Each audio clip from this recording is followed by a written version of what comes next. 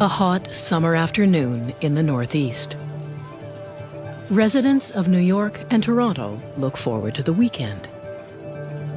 No one could predict what is about to happen. Doors shut quickly at City Hall. Nobody was allowed in because the metal detector... Massive power blackout hit the United States and Canadian cities, closing nuclear power 100 plants. power plants shut down and 50 million people in 2 countries. Emergency has been declared in New York State.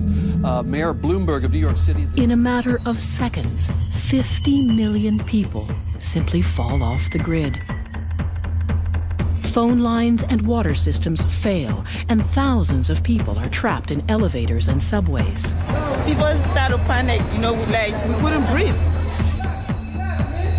It'll be okay, honey. It'll be all right. It is August 14th, 2003, and the largest blackout in North American history causes $6 billion in damages. The official cause? Overgrown trees on power lines. But there's more to this story than troublesome trees. Just 3 days earlier, on August 11th, someone, somewhere, released one of the most damaging computer viruses ever written. Blaster.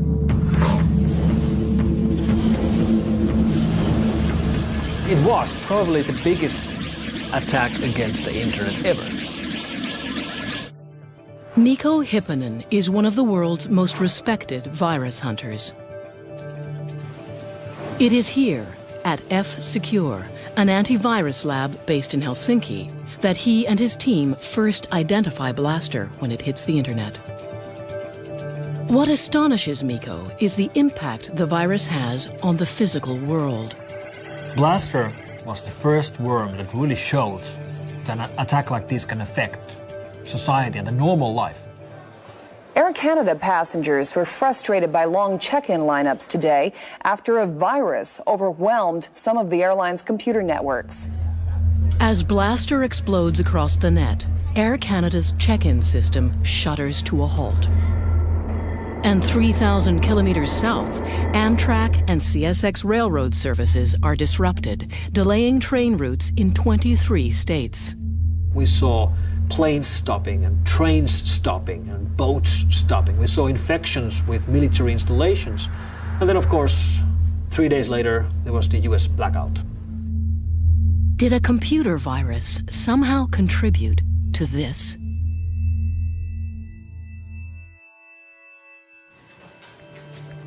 In the 21st century, most of us have had a run-in or two with a virus. They're usually the reason our computers act strangely or slow down. But Blaster was a new kind of threat. It used to be that viruses traveled the internet by piggybacking on other programs. They would arrive at your computer in the form of email attachments. The virus could not activate until someone opened the attachment. But Blaster was a worm. Worms don't need other programs. They propel themselves through the net, and they are self-activating. In other words, you could get Blaster simply by being connected.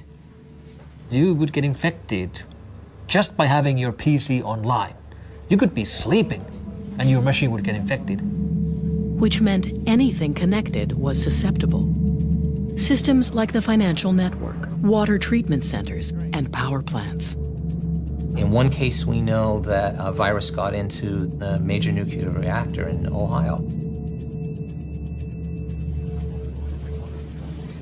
9 months after the blackout, the official report stated that Blaster, despite being released just 3 days earlier, played no significant role in causing the huge shutdown. Some security experts remained unconvinced, pointing to more than just the timing of the two events. If you read the blackout transcripts of the operators who were in the middle of this when it was happening, what keeps coming up in the transcripts is comments that, stuff isn't moving. Their screens were freezing, which is exactly what the Blaster worm does. Whether the Blaster virus caused the 2003 blackout remains a contentious issue. But after Blaster, no one doubted that online viruses could cause real-world damage. It's been actually a real learning exercise for potential attackers and terrorists to see, oh, well, if an accident can cause this, maybe we could cause it as well. Eric Byers is a former instructor at the British Columbia Institute of Technology. He researches the dangers of connecting critical infrastructure to the internet. There's no question that you could build a virus to take down the critical infrastructure. For example, our power systems, our water systems, our transportation systems, if those go away, then our life radically changes. Today, most critical systems are connected to the internet. And the computers these utilities use are the same Windows-based PCs that you might have in your kitchen. 95% of the machines are running Microsoft Windows. So when you have some sort of a worm or a virus or some sort of threat spreading that affects Windows, it spreads like wildfire. A Canadian oil company came to us and said, you know, we have this big infrastructure and we're curious, you know, can somebody attack this? So Eric went to work. Using only a laptop and some basic hacker software, he easily broke into the holding tanks at the company's refinery. So first of all, I'm going to do what's called cutoff visibility. Now I've fooled it so that the operator doesn't know anything's going wrong in the field. And then I'm actually going to blow up the tank for him. And you can see that all of a sudden this pump has just gone nuts. And pretty soon that tank's going to be overflowing. And in real life, somebody will be walking around with an oil spill.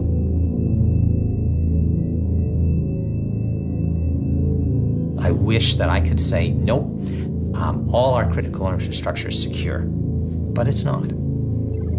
If connecting power plants and oil refineries to the internet is putting them at risk, why not leave them unplugged? For business reasons, for business efficiency.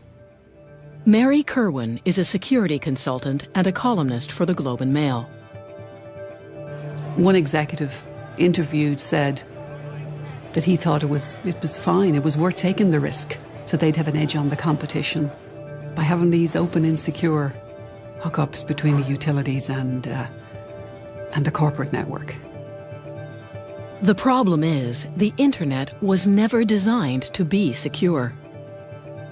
It was never actually built to do a lot of the things we're using it for right now. It was not meant to be an engine of commerce. It was not meant to hold your banking information. In the late 1960s, researchers began developing a network that could share information between computers. In the 90s, it went public and exploded. It was no longer just a handful of scientists on the internet, it was now anyone with a modem. When you have 25 people on a network, you can be pretty sure they're going to play well. But when you have a million people on a network, you can be pretty sure that somebody is not playing fair. There are no secure computers. There are no secure networks. Amit Yoran is the former director of cybersecurity within the U.S. Department of Homeland Security. I think sooner or later, we are going to be hit by a cyber failure that will affect either our nation's infrastructure or international infrastructures in a very significant and harmful way. So the implication is that somebody remotely managed to gain access to these control systems and does that type of damage and leaves the economy at a standstill, essentially. Because without our ability to bank online, to make a phone call, to switch on the lights, we're literally in the dark.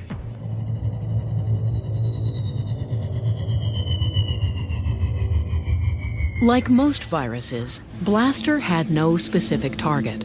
Its damage was collateral, releasing it an act of cyber vandalism. Something a kid might do. Most of the time when these guys get grabbed, if and when they get grabbed, it was just for sport or their pals, or they were sitting in their schoolroom in Germany and somebody annoyed them, so they decided to play a game and write viruses or whatever. So usually they have, particularly the kids, they have no clue of what they're doing, and that's why they can be very dangerous. They're called hackers. Some would say they're nothing more than hobbyists, kids mostly. But hackers grow up too. We are the people that are behind the scenes of everything that you take for granted on the internet. It's us. There are three types. The white hats are the good guys. They're the virus hunters or the IT people at your office. The black hats are the bad ones. The virus writers or the crooks who try to steal your credit card number online. And then, somewhere in the middle, are the gray hats. They work both sides of the street, guns for hire in a Wild West industry. Tell us who you work for, Donnie.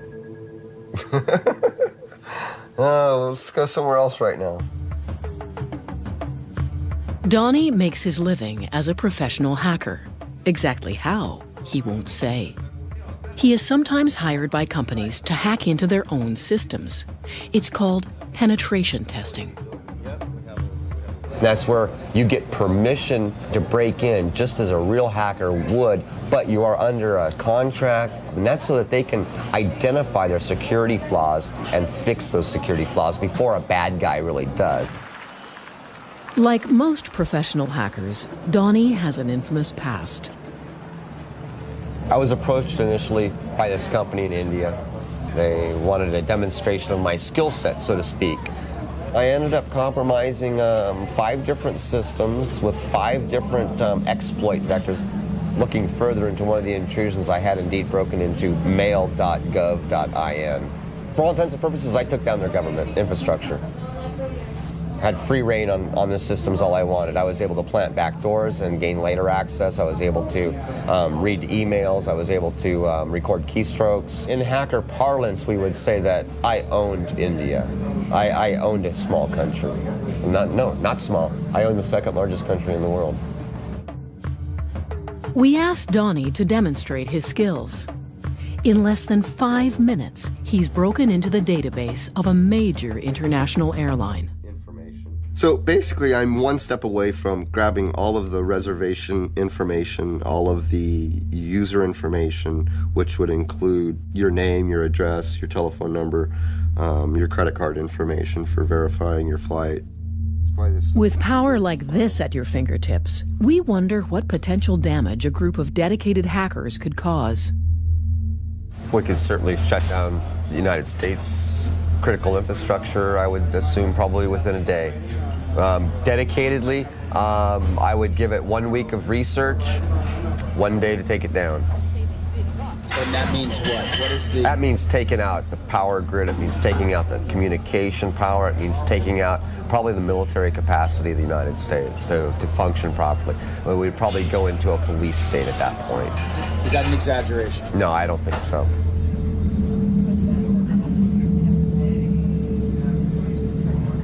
Hacking is a growth industry. There are now books, magazines, and classes that teach hackers how to breach internet security. There are even hacker conventions. DEF CON, held every year in Las Vegas, is the largest. Can you imagine 7,000 hackers loose in the entertainment capital of the world? DEF CON isn't your average convention. It's cash only at the door, which isn't such a bad idea. With 7,000 hackers afoot, it's probably the last place you'd want to use your credit card. Well, DEF CON's been going on a long time now, various degrees of notoriety, hacking their badges and hacking each other and hacking each other's cell phone, and can be a dangerous thing to attend.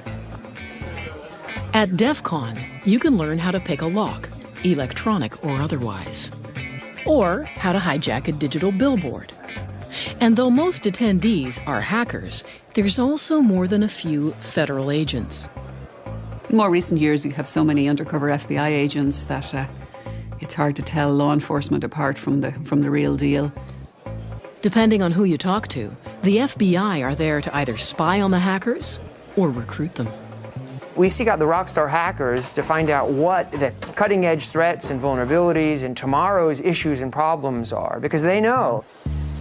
Somebody told us it's easy to spot the FBI. They're the guys over 35. And today, with software designed for children as young as 6 months old, a new and far younger generation of hackers is right behind this one. In the shady online world of the hacker, there is no one more notorious than Mafia Boy. A surprise move today by the Montreal teenager known as Mafia Boy. He admitted in court he is the hacker who crashed several popular websites last winter. The turn of the millennium saw the peak of the first .com gold rush. Internet giants like Yahoo, eBay, and Dell.com were doing hundreds of millions of dollars in online business every day. But in February 2000, these sites suddenly found themselves at the mercy of a 15-year-old kid. Michael Calce, aka Mafia Boy, a high school student from Montreal. My dad got me a computer when I was extremely young. I was 6 years old. It just, I don't know, it fascinated me what I could do with this machine. At 12, Michael was already a respected hacker. And by the time he was 15, he was asked to join what was then one of the most powerful hacker groups online. And I felt honored at the time. You know, we're talking about TNT Force. This was a big Russian hacker group that had a big foundation and serious programmers in it. As TNT's newest member, Michael was eager to show off his skills. He hatched a plan to destroy a rival hacker gang by building the ultimate online weapon. I'm going to make a new tool, something that is so powerful people have never seen before, and they're going to run for their lives and wish they were never hackers. But before he attacks his enemies, Michael must first test the weapon. He picks a target: Yahoo. To this day, the biggest, busiest, and most profitable website in the world. It really never entered his mind that one of the most important sites on the internet, one of the most valuable e-commerce companies out there, would actually get taken out by what he built. In the early morning hours of February 7th, 2000, Michael prepares his attack. He puts the weapon on a timer, thereby creating an alibi, and then heads off to his grade 9 classroom. So he's sitting in a classroom, the teacher's talking, and Mike isn't paying any attention because all he's thinking about is 3, 2, 1, it's launched. And at 10 a.m., what is still the largest internet attack in history begins. I got home, I was just dying to get on the computer and see exactly what the results were. And I realized it was more than successful when I got home because Yahoo.com was still down. Michael's weapon launched a direct assault on Yahoo computers. It was called a denial of service attack. Every time you access a website, you make a request from that site's computers. What Michael did was harness the bandwidth of dozens of larger computers, mostly from universities in the US. By turning them all onto Yahoo and making millions of requests every second, he crashed Yahoo's site. It's like if you call a pizza place and the phone is busy, it means that they're dealing with too many phone calls. Same thing. I bombard them with so many requests, they're just offline. Even today, there are very few defenses against this kind of attack. After seeing Yahoo collapse, Michael got a little carried away. CNN, Amazon, eBay, Dell, all multi-billion-dollar companies, all easily shut down by Mafia Boy. CNN was probably one of the biggest attacks because they lost 1,200 other sites when CNN.com went down. Everything linked to CNN just went poof with it. I started to realize I had something way more powerful than I could imagine here. I felt a sense of it before, but this was the moment I realized, you know, there's not much that can stop me here. The attacks made headlines around the world and sent shockwaves rippling through the new economy. You have a situation where the price of these companies that were hit, they take hits on the stock market. You have the Attorney General of the United States standing up and saying that we will get the ones who are responsible for this. You have President Clinton convening a cybersecurity summit at the White House and talking about finding ways to fend off future attacks like this. The first reports came out, they were estimating the damage to be $1.7 billion damage. All from a Pentium 133. It was Michael's bragging that eventually got him arrested. He served 8 months in a juvenile home. But he left a legacy. Suddenly, the internet didn't seem like such a great place to do business after all. People didn't really realize the extent to which the internet was vulnerable until a 15-year-old kid kind of showed them. I think it, in a sense, showed that the emperor had no clothes. That the thing experts had known all along, that building e-commerce on top of the internet is maybe not the best idea. It also showed that there wasn't a coordinated strategy in the government, in industry, to actually combat and fix a lot of these flaws and to fight off these attacks. The internet has little to no law enforcement. It's simply too big, too international, and too anonymous. It's very difficult to identify who is online at any one time, where do they come from, and they can just disappear into the ether. Just take out their connection and they're gone. They're like specters, like ghosts. For the most part, black hats target one company and its ubiquitous operating system. Now, this company is looking for a little vigilante justice.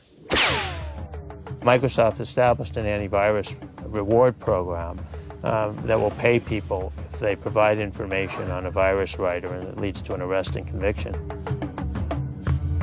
It's a cash bounty.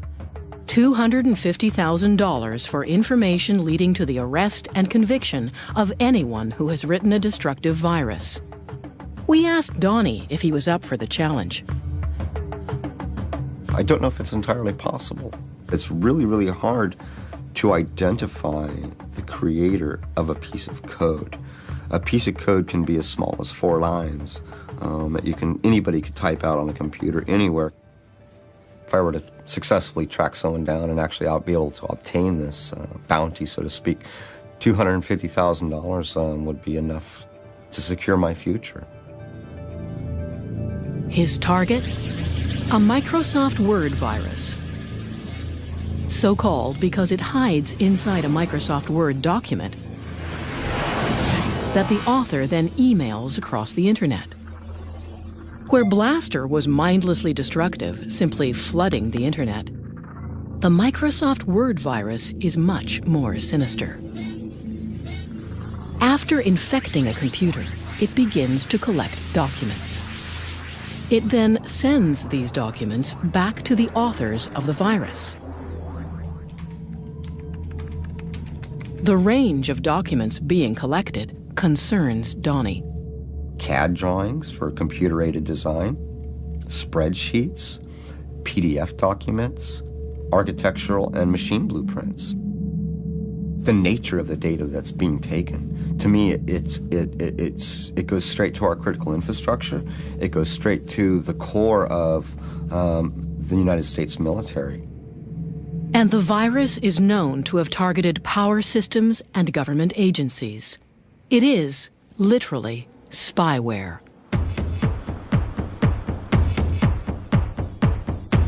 Donnie's first stop in his search for the authors is Russia, home to the blackest of the world's black hats. We may not be able to pull this off, but we can certainly try.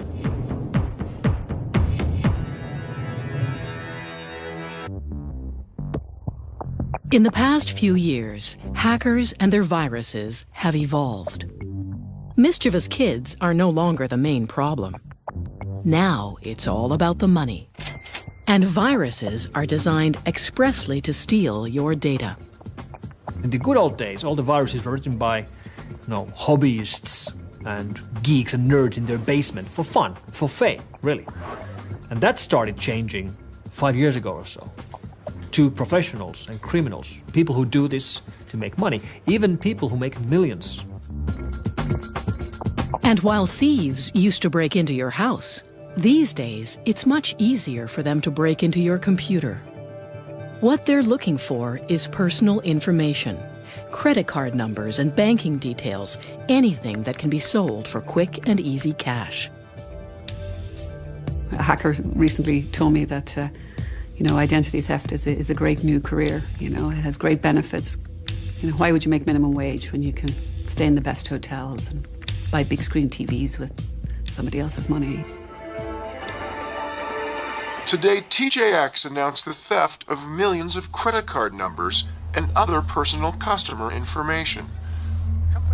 In 2007, TJX, a department store giant with over 2,000 retail outlets around the world, found themselves the victim of the largest known internet theft to date. Attackers broke into their systems, probably over an insecure wireless network, and basically had the run of their network as far as we can make out for as much as 18 months, maybe even a few years, we're not entirely sure. Hackers downloaded credit card numbers, millions of them. The exact figure will probably never be known. Initial estimates of the numbers of individual credentials was around the 46 million mark. In more recent filings, we believe it may be as much as 94 million. And credit cards aren't the only thing thieves took.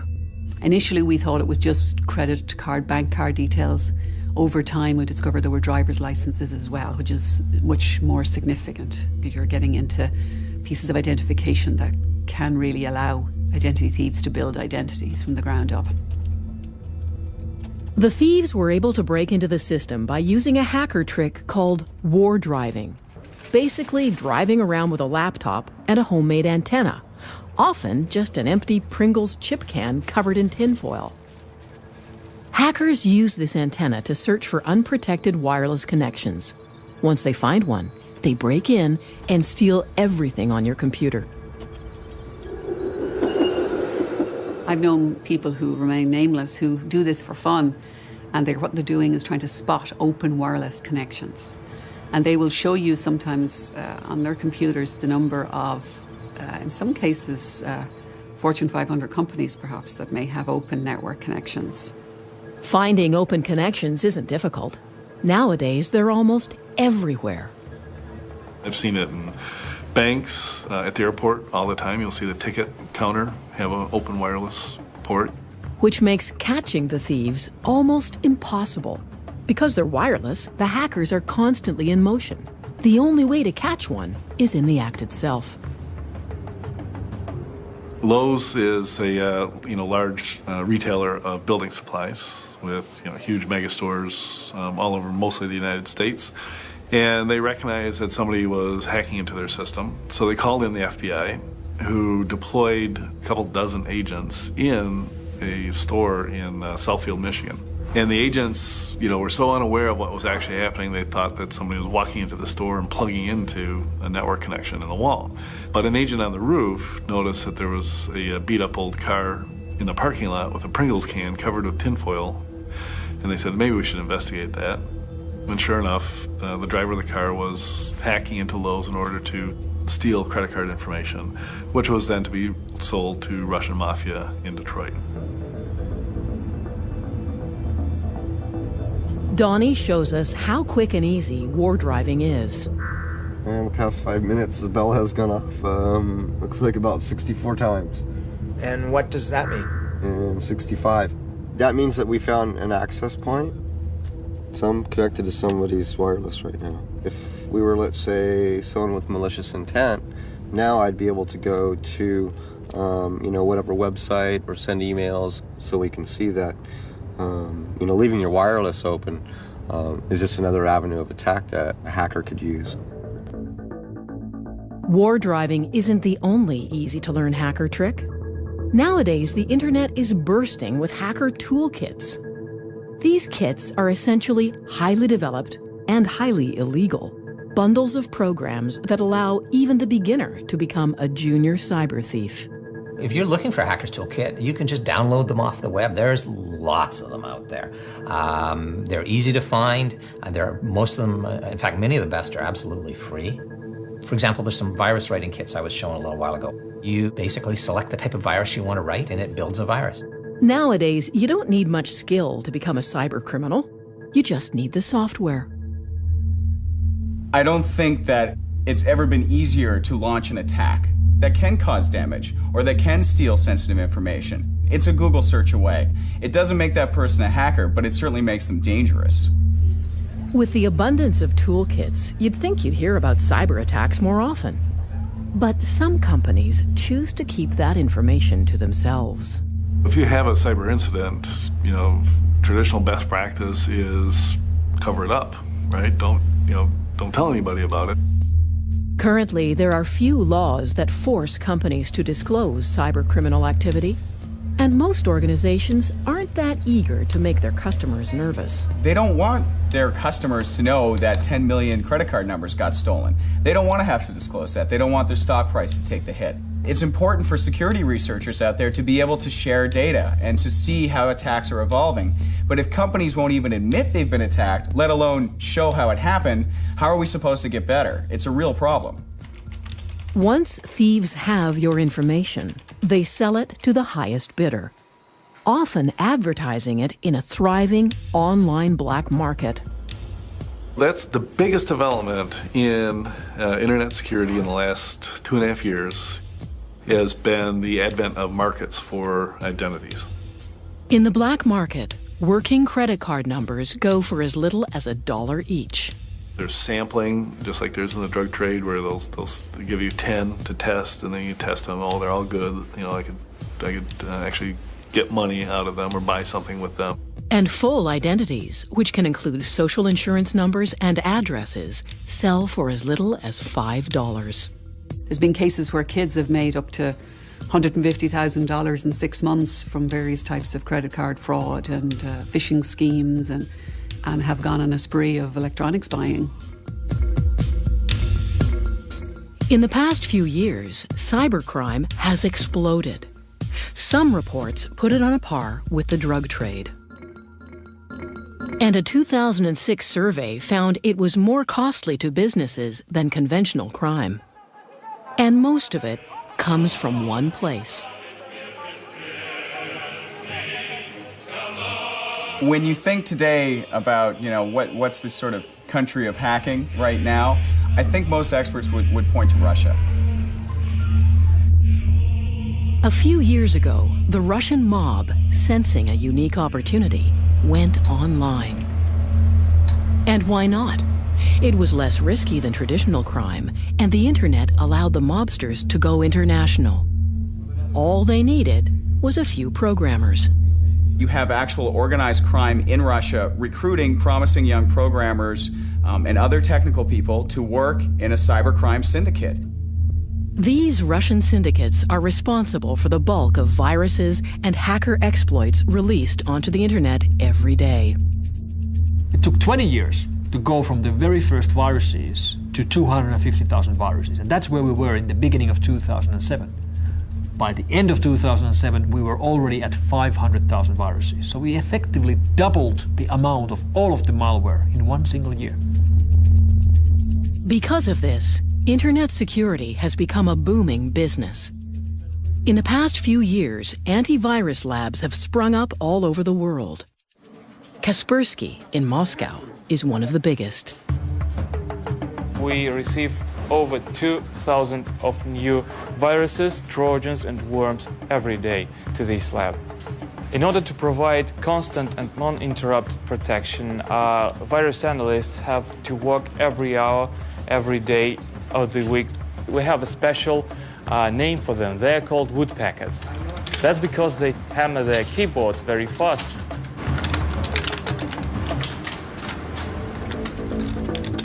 Donnie seeks help tracking down the authors of the Microsoft Word virus. He gets in contact with a group of Russian cyber criminals. These guys are really no different than a criminal ring that would be specializing in stolen car parts or stolen electronics. where they're trying to turn it, sell it, launder the money, and get some type of percentage out of it.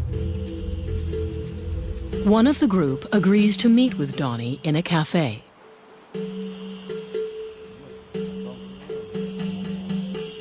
The Russian tells Donnie that he's part of a hacker crew that works primarily as carders. They steal credit card information and then sell it online. Yes, for a year or something, like we card, how can I say, we hustle. The leader of one crew that I was working with, he makes like from $9,000 to $15,000 a week. I had no idea it was that kind of money. I mean, I was thinking like, $1,000 a week. Donnie then inquires about purchasing viruses that would allow him to steal information from anyone's computer. So, one of the things that I'm also interested in is Trojans and backdoors. Yes. Exactly. It gets until like $1,000 or something. Really? Yes. $1,000 for a Trojan? From 400 to 1,000. Wow, that's insane. But not all viruses have such a clear purpose. In 2007, a new type of virus appears on the internet.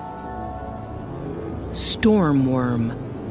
It infects without warning and seemingly without consequence. And to this day, no one knows what its purpose is. People often ask me about how do I know if I'm infected by Storm? And you really don't, because it doesn't show you any messages, it doesn't destroy anything, it doesn't play any music or anything, any of the fun stuff we used to see with old school viruses. It's really invisible. Not just invisible, but impossible to detect. This is because it's always changing. This worm keeps morphing itself. Every time you download it, you get a different copy. And if you do find it and try to remove it, the worm attacks.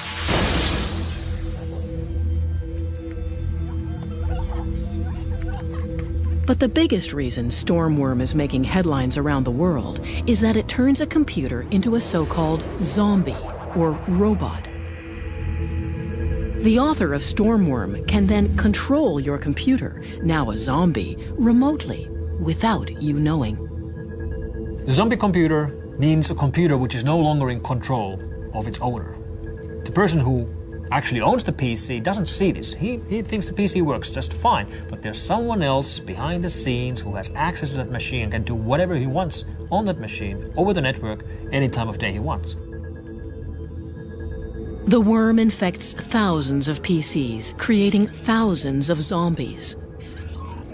The author of the worm then links all of the zombies together, creating a robot network, or botnet. So the idea of these botnets is that characters who manage to get bad code onto your computer, they own your computer, they have, I like to call it the key under the mat. They can come back anytime they like. You don't know even that they're there. Once you have a botnet at your disposal, you can use the combined power of all these computers at the same time. So you can, for example, send an instruction that all of those machines start to send as much traffic as they can against one single website. That's a denial of service attack. The same type of attack Mafia Boy used to take down Yahoo. There are Russian botnet operators right now selling denial of service attacks launched from their botnets by the hour or by the day. What's unique about Stormworm's botnet is its size and sophistication. Experts estimate the number of linked computers to be in the millions. But still, no one knows this botnet's purpose. Estimates are that it alone has infected 50 million machines, and it has not been used for anything. So there's this hovering, literally perfect storm of potential attack. So the concern is that the Stormworm has created all these compromised computers that in themselves create a kind of almost a massive supercomputer. And that if very bad people have control of this, they may be able to do very bad things on a very, very big scale.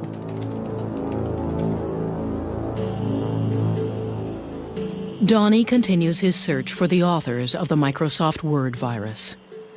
He asks his source if the Russians are involved. they're getting like CAD drawings and design features from companies like that are making like missiles, that are building like subcontractors for the army. It's a hack. We don't get into it of people that do it. So I don't know nothing about it. So you don't know anything about this Microsoft Word virus? I mean, some people tell me, this stuff is coming. The Russians are using. And China is, yes, they have the technology and they have everything. So they're the most people who get into hacking stuff like this. They're going for the big things. Big things. Yes.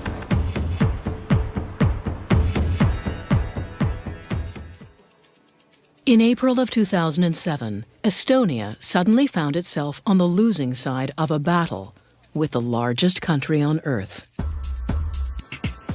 What began as a protest over Estonia's relocation of a Soviet war memorial quickly turned ugly. Riots broke out, and Russian hackers launched what some people call the world's first cyber war. What happened in Estonia was a major cyber attack.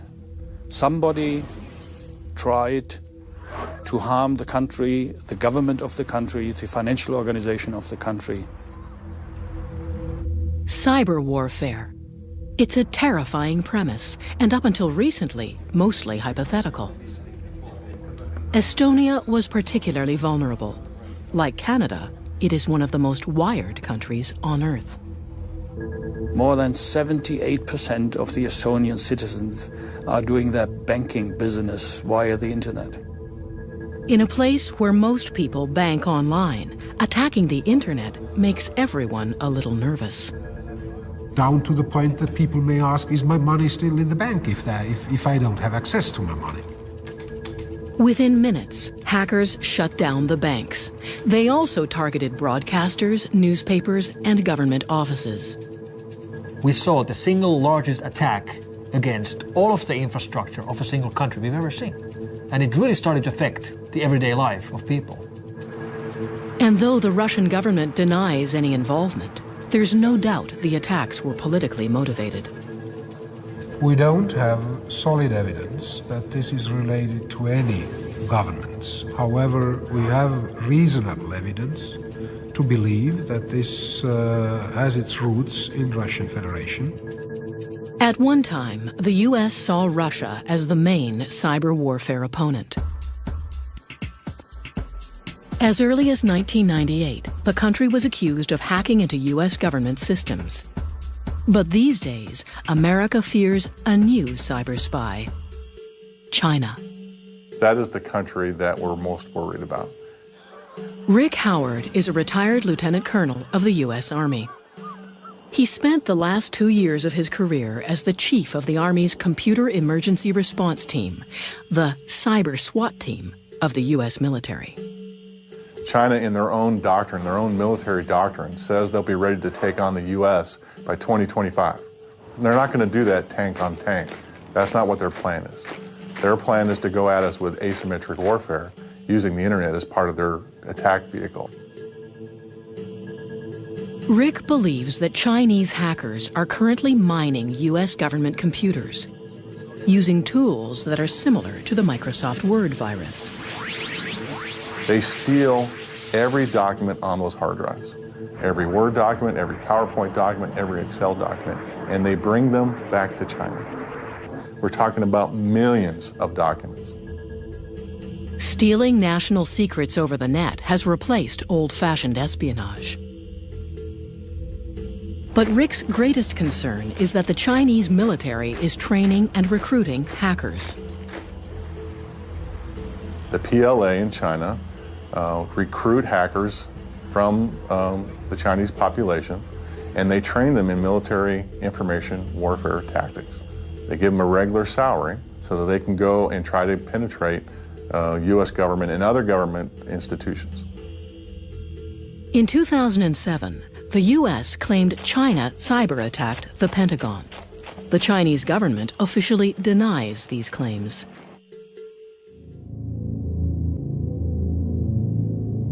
So how vulnerable are we to a cyber-attack? And what exactly would it mean? The complete breakdown of financial health, traffic, air traffic, government, structure of a country. You have to concern yourself with the possibility of a digital Pearl Harbor. I think there's always the possibility that a rogue terrorist group were to have a very significant denial of service attack. And if there's anything that people need to understand in cyberspace is that this is hard stuff. You have to take it serious. So if and when an attack comes, are we ready?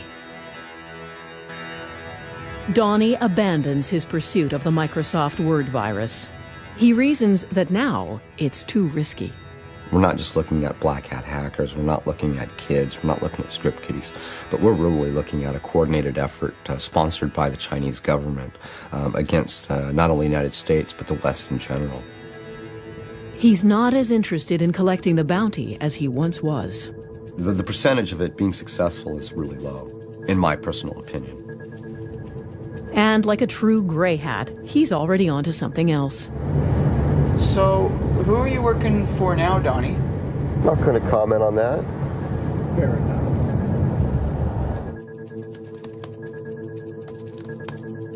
Michael Calce has written a book about his life as a notorious hacker.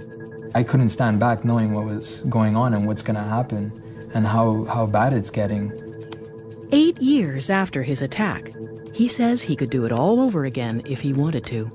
Because they haven't done anything about it. They say they're investing this into internet security and this and that, but the situation is only getting worse for everybody. Attacks are increasing. The number of viruses has doubled in a year. And places like the Pentagon ward off a cyber attack nearly every day. Is cybersecurity a significant threat to the critical infrastructure of Canada and the world? Absolutely, no question. This is serious stuff. It is supposed to be a little bit turbulent. It is supposed to be a little bit uncontrollable. And to have that openness and that freedom, you have to deal with the other things. The interconnected nature of the internet and critical infrastructures is a point of significant vulnerability for modern society. We really have to think carefully about putting critical infrastructure online.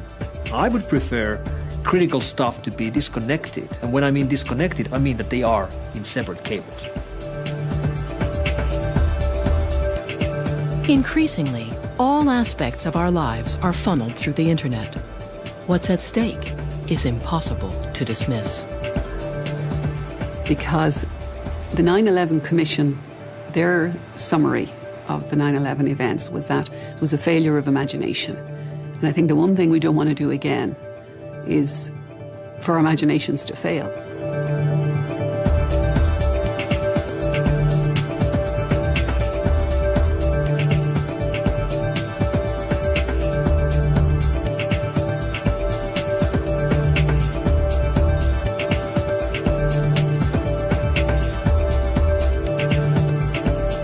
Join us next week for a documentary about terminal illness and the right to die in The Suicide Tourist next Thursday night.